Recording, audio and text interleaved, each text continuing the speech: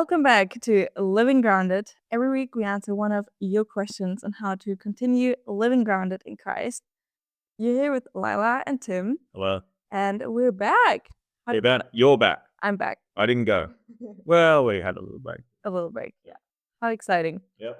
Also very exciting. We're currently going through Leviticus on Sundays in church. And this week we actually started with chapter 1 and we looked at the different offerings and the significance of them. And we looked at sin and the reality that it is a debt that we cannot pay. But we also looked at how holy our God is and how his justice and love draws us to surrender our lives to him and what it means and could look like to live as a living sacrifice in response to him. Good summary. Yep, it was a good sermon and a good series. And I think I'm also very excited for this series because usually you don't go a lot into the Old Testament in church and at home. And that's something that we want to tackle today because somehow it seems a lot harder for us to grasp and dig into the Old Testament. There's just so much stuff that seems kind of weird to us nowadays, so we don't know how to start or how to even do it. So, Tim, how do we approach reading the Old Testament? Yeah.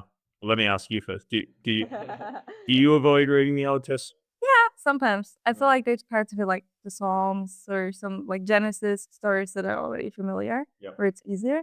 But then others like Leviticus, yeah, definitely. Yeah. Yep. And it's interesting. They've found that it's not just individual Christians, it's churches.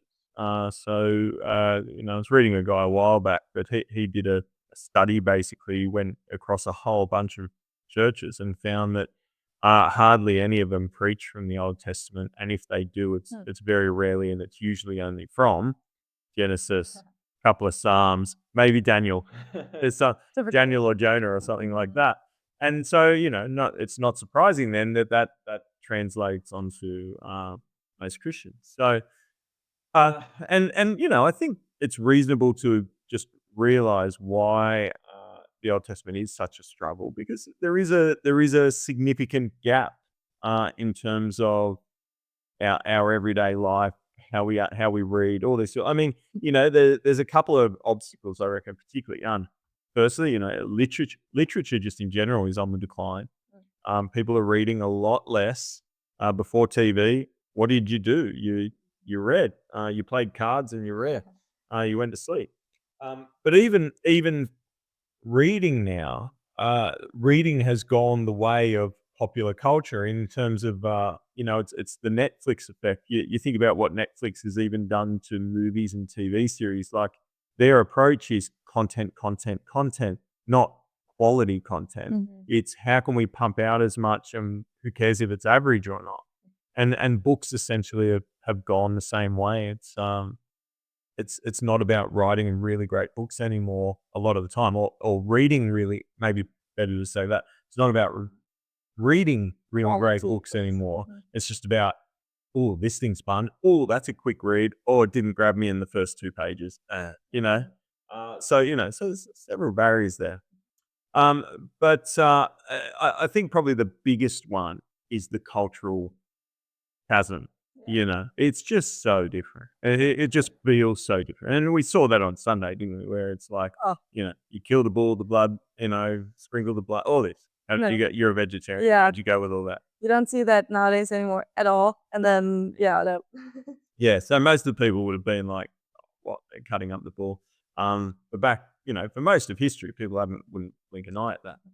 So let's see if we can help a little bit. Let me give you an overview first of all. I've got the index open of our Bible, and basically, one of the tricky things, I think, first and foremost, is it's not necessarily broken up the way that we would maybe break it up. You can actually get Bibles that are what are called a chronological Bible, that are done essentially in order of the time of writing or the time set and so on. But the Old Testament that you'll have in your NIV doesn't exactly work that way.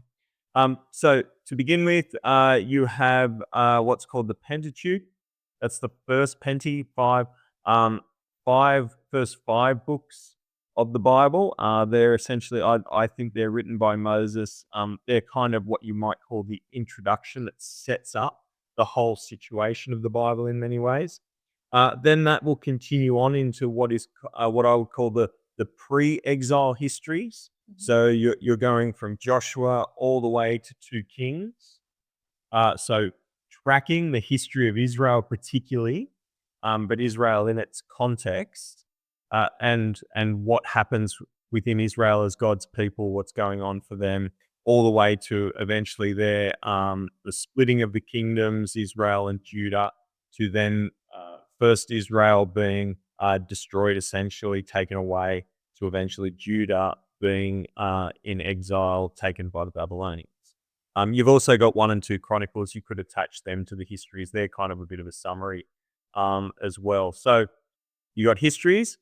You continue with histories, but this isn't necessarily all. Well, it comes after 2 Chronicles. So Ezra and Nehemiah, um, they take place after the exile. Esther is a historical book, but it's during the exilic Mhm. period. And then you've got others like Ruth in there. Depends where they chuck Ruth and so on, but you've got that in there as well. So, uh, so there you've got your histories. Then you have what's called the prophets. So if you come back down, if you come further down, so Isaiah, Jeremiah, Ezekiel, and Daniel. Okay, major kind of prophets. Mhm. They're your big prophets. But then you have a whole series of minor prophets: Isaiah, Joel, Amos, Obadiah. I won't keep going through it, but they're often called the minor ones, mostly because they're shorter, but time and circumstance too. They don't have as much to say. And basically, the other ones that fall under what has often been called the writings. Writings is just like a very general. Perfect. Yeah, yeah, yeah. So Psalms, Job, Proverbs, Ecclesiastes, Song of Songs, Lamentations, I would include in that. These aren't things that are, some of them are historical. Job, I would argue, is historical, even though it's also kind of a dramatic retelling of a historical moment. But basically, these capture a different genre of thing. Psalms, poetry. Mhm. Ecclesiastes is kind of it's an interesting kind of teaching letter. Song of Songs again, I think is a poetry in a form, and so on. So that's just capturing these are a different form of writing, different to the prophets. Okay. So a little bit Mhm. different to the prophets. There's an important step. Talk to us a little bit more about the genres. How do they impact how we should approach the book? Yeah, so I think one of the reasons people struggle interpreting the Old Testament or understanding is because they don't adjust to the genres. I would say that there's essentially 3 major genres. That you could break this down further, but let's just go with 3 to keep it simple. So you've got history, you've got poetry, and you've got prophecy, and these need to be interpreted a bit differently. So history is all about remembering that you are being shown a picture of what has happened, and it is, I think it's to be taken as history, but from a God's eye view. Okay, from a God's eye view, essentially, it's not just history like we like to think in the modern world. So in the modern world, we like to think in terms of uh, scientific kind of facts and um, detailed analysis, this sort of stuff. No, this is written from a God's eye view to try and show you something about God, about what He's doing in the world, about where the world is going, and so on. So the classic example of this is Genesis chapter 1. Now, people wrestle with Genesis 1. Is it about um, the earth was, the world was created in exactly 6 days and so on? And I'm not wading into that discussion. That's a possibility. All of these things are a possibility that it was made in 6 days or it wasn't. It was made over a long period of time. But actually, the whole thing of Genesis 1 is that that's not the point you're being shown. Mhm. The thing that you're being shown is that God is bringing order to the universe. And the clue there is that He's done it in 10 utterances, if you like. So 10 let us make corresponds directly to what will happen far later in Exodus, the Mhm. 10 Commandments, where God is going to bring reorder Israel according to His will. So God has ordered the creation. He's brought order out of disorder, out of nothingness, and so He will to Israel, to His people, because this is what God's on about. So it's just about understanding that, yes, you're being shown kind of a blow by blow of history, but it's not to get caught up in the exact history moment of it. It's to see what God is showing you, to see the bits and pieces that are going to be important for the whole story of the Bible. So good question always ask as you're reading through the histories. What's God showing me about him? What's God showing me about humanity?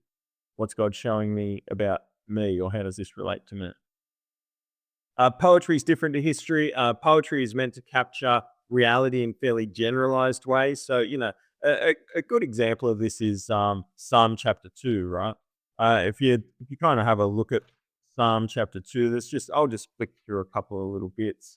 Um, so it's talking about, why do the nations conspire? Why do people plot in vain? The kings of the earth rise up against the Lord and against his anointed.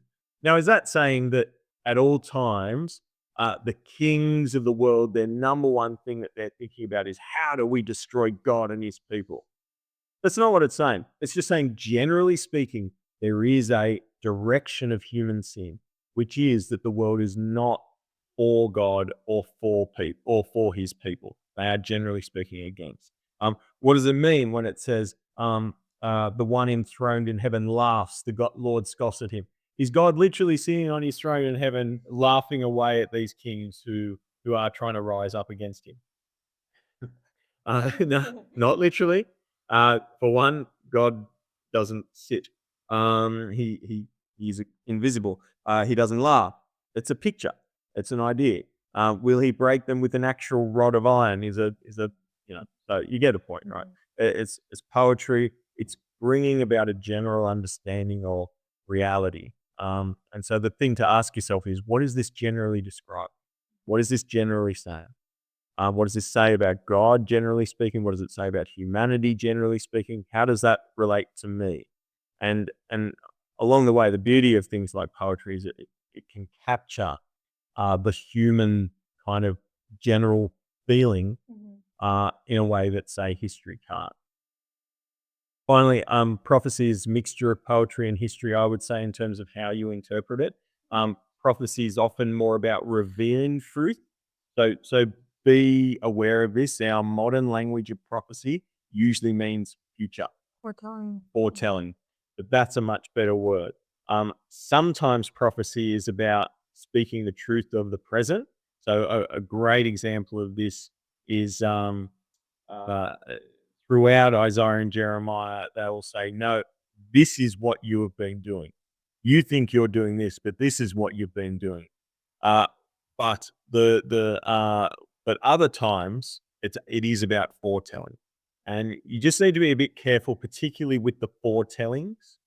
So Isaiah 65 is kind of a classic example of this, where people have kind of gotten a bit muddled because they're like, oh, look what it. So Isaiah 65 talks about a new heavens and a new earth. So see, I'll create new heavens and new earth. But then it's got okay, that sounds like, the eternal future, right? And it is talking about that. But then people hear verse 20 and they go, the one who dies at 100 will be thought a mere child. They go, people are still going to die in the new creation. How does that work? But that's not what it's saying. Again, it's creating a picture. It's creating a picture. It's as if that sort of thing just won't happen. It's so impossible that the vibe of it is that you would be aghast that someone would die at the age of 100. Now, it's not saying people are going to die in the new creation. It's just capturing a kind of mood, a feel, a general understanding. So you need to be careful of not taking everything absolutely literally. But again, like poetry, going, what is this generally saying about the new creation? And the lion will feed with the lamb. Does that mean lions and lambs are going to be best friends in the new creation? Right. It's not saying it. It's just saying, generally speaking, they're not going to. Lions aren't going to kill lambs in the new creation. It's gonna be It's different. fierce. Yeah, it's going to be different. It's peace. So see some of that. That it's painting a picture. What does it say about God? What does that picture say about God? What does that picture say about humanity? What does that picture say about the future, if you like? How does that relate to it? Interesting. For a lot of people, the New Testament God seems to be so different than how God is portrayed in the Old Testament. How do we wrestle with that? Yeah, and I mean, it's true, like, you read parts of the Old Testament, you're like, "Oh my goodness, this feels so different to the Jesus. It feels so different to Jesus," right? And, the reason for that is that it's not that it's different God. Same God, same God of grace, same God of love, but there is a different stage of history going on, particularly to do with the covenant. So we have Old Testament, New Testament, but in many ways it's about the thing that we're wrestling with is Old Covenant versus New Covenant most of the time. So the Old Covenant that was made with Moses from God towards Israel, based on God's promises to them, uh, does actually change how God's people, and how God is kind of operating in the world. So, for instance, here's just one example. Israel is never actually commanded to kind of go out to the nation Hmm. and tell them about Yahweh, about God. They're to be a light to the Gentiles, but it's kind of a very passive light. It's by following his commands, um, people might be drawn to them to a certain extent, but they're not to really go out. Now, you get little outliers, like you get Jonah is commanded to go out, but I think that's less about that's what Israel was supposed to do than it was a little outlier that points towards what's to come and God's heart for the nations in general. But there's a difference. Whereas in the New Testament, go out and make disciples of all nations, right? So you need to be aware that the old covenant just has different things going on than the new.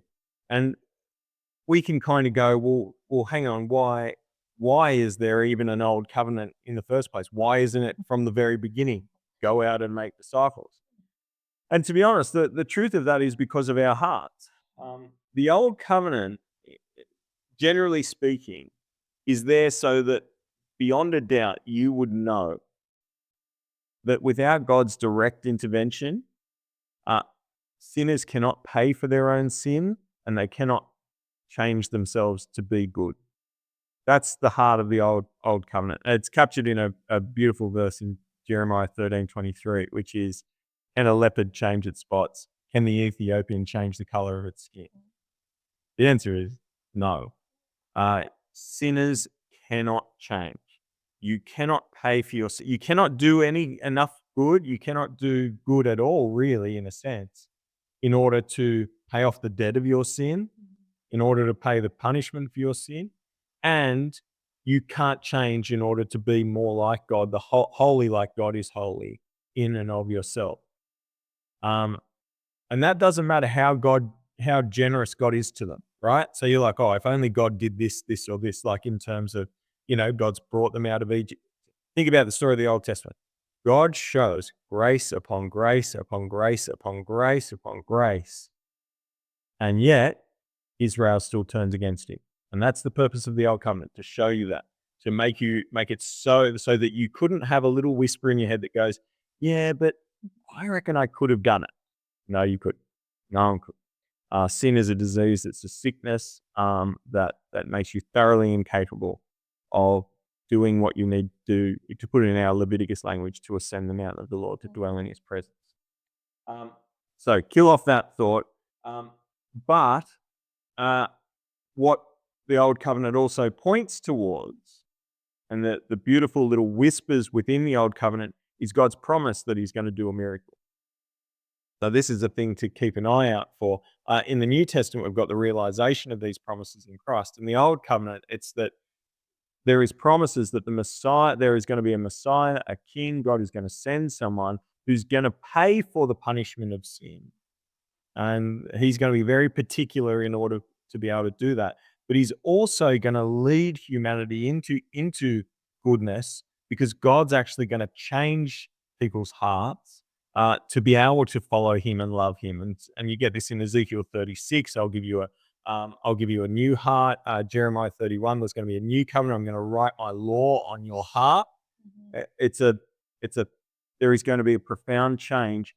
Can a leopard change its spots? No, but can God change a leopard's spots? Yes, is the answer of the promises of the old covenant. But important to remember, same God, just different covenant, so different stuff going on there. Yeah. Really good. I've often heard people say that the Old Testament, that everything in there points basically to Jesus. Where can we see that? Yeah, and this comes from something Jesus will say in Luke 24. Jesus will, powerful moment after his resurrection. He's walking on a road with road to Emmaus with a couple of his disciples, and they don't really realize that it's the risen Jesus with them yet. And he sits down and he shows them, it says, from all the scriptures, from Moses and all the scriptures, how they point to himself, to his death and resurrection, essentially. And I think that's true. I think it's important to see the Old Testament isn't there of like and then Jesus turned up.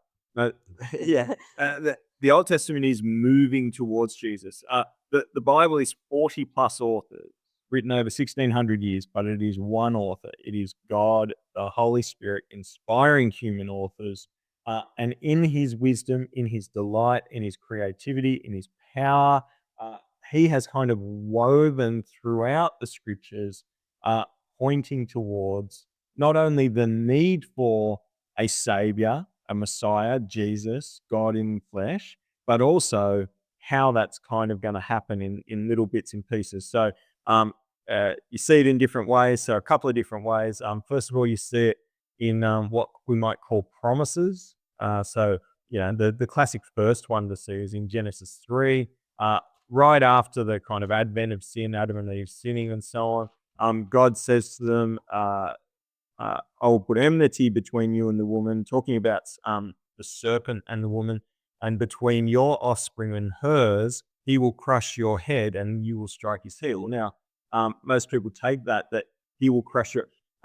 There is a offspring of the woman who is going to come and crush the head of the serpent of evil. So there's the first little piece, and there'll be lots and lots and lots more. A son of Abraham is going to be a blessing to all nations. So lots of little promises dotted throughout. Then you've got another one called typologies or types of Christ. So it's just this fascinating kind of amazing thing that defies any other logic other than that God must have written the Bible. Like, why are there all these cases like Daniel in the lion's den? Think about the picture of Daniel. Daniel is a faithful man of God. He is unjustly sentenced to death, sent into the lion's den to die, but actually doesn't die. He's in a tomb of stone. The stone is rolled away, and he comes out into life. Ah. Reminds us of. Now, what does that remind you of? Death. Or you've got other little bits. And Jesus himself will refer to this one, Numbers 21. God's people have sinned against God. He sends snakes out to bite them. It's a picture of the consequence of sin. But then he commands Moses to raise up a bronze serpent, and whoever looks to the bronze serpent is healed of the serpent's venom. And Jesus will say, just as Moses raised up the serpent, so will the Son of Man be raised up. Jesus is a picture of that. He will be raised up on a cross. Whoever looks to him is free of the poison of sin. Yeah, So good. yeah, that's one. So they're they're called types of Christ or typologies. And the final one, main one, is prophecies. Okay, and so lots of famous ones there. You think of Isaiah 7. To us a son is born. To us a child is given. He's going to be a Prince of Peace. All this sort of stuff. You can go and read that for yourself. But lots and lots of prophecies. Isaiah 53, of course, very famously. These all point towards Jesus. So I think it is right to say, but all of the Old Testament, the thing that we should be asking is, yes, as you go through, what genre is it? How does the covenant change what I'm reading? How do I need to understand the stage of history? But what does it show me about God? What does it show me about humanity? What does it show me about me? How does it point forward to Christ? How does it point forward to our need for Jesus? How does it point forward to what God's going to do through Jesus, what he's going to achieve on the cross? Really good. So now that we know all of that, where would you start if someone wanted to have a crack? Yeah. Look, I think Genesis and Exodus, good place to start. I'd probably stop at Exodus if this is your kind of early days in having a go at the Old Testament. I reckon it's a great thing to read a psalm a week. I often read one a day because I think there's something really healthy in that. You could read something like a proverb a day. Proverbs are essentially just little nuggets of wisdom. If you're looking to try something a little bit different, you could try Jonah. Jonah is probably the easiest prophet to engage with. Yeah, if you want to move on from some of that more probably the easiest Old Testament stuff, you could try and go Genesis all the way to 2 Kings. Lots of things in there. You could have a crack at Daniel. So Daniel's probably the next easiest hard prophet to engage with. And look, if you feel like you've done all of that, then just go for your life. You should be right from there. Of course, don't do Songs of Solomon unless you. That's a, Ah. that's a sorry. That's how they used to joke about stapling that shut. So funny. I read it. It's good. Yeah. Okay. There you go. But my encouragement is, particularly with the heart of, I mean, I would say this with any time you're reading God, do it with others. Hey, say to someone, say to a brother or sister, say, you want to read this together? Great. And you got someone to talk it over with. Maybe they'll see things you see and don't see, and vice versa. Get some help. Uh, you can always text me or send an email in or just ask me on a Sunday or something like that. Ask about, is there a commentary or a book that could help me to understand this as I read through it? Is there a couple of articles or something? There's tons. The beauty of the time we live in, there is tons of good stuff out there. Let me know. Happy to help. Great. Awesome. I encourage you to listen to the sermon from last Sunday, either on Spotify or the app if you weren't there. Feel free to send us your questions via the phone or the app, and then we're gonna reply them next week. And join us this Sunday to hear more about Leviticus. Have a great week. See you. Ciao. Ciao.